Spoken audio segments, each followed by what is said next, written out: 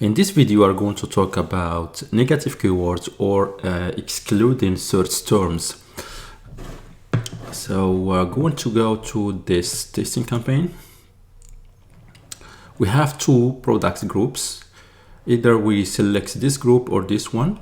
So if we select this group, here this group includes different products. So we'll see all the keywords of these different products. On the left side, we click into keywords. We have empty negative keywords, but we have search terms. In the search terms, we can see here, we can exclude the terms or the keywords. Here we have one conversion of this one, exact match.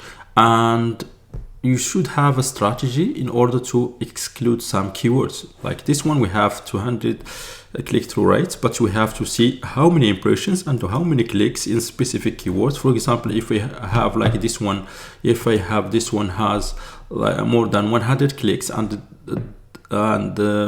doesn't have a conversion, in this case I can exclude it or add it to a negative as a negative keyword. So I click here and I can add this keyword as a negative keyword in the ad group level or in the campaign level.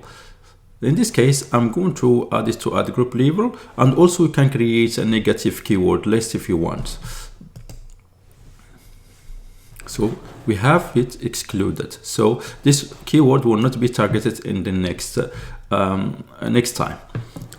You also can target all the groups at the same time by clicking on add group and click on keyword group.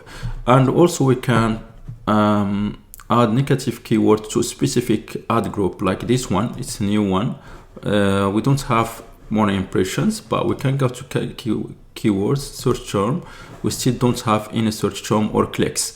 So as soon as we receive more clicks, we can see here the search clicks or search terms or keywords. Then we can decide if we can add it to negative keywords or not.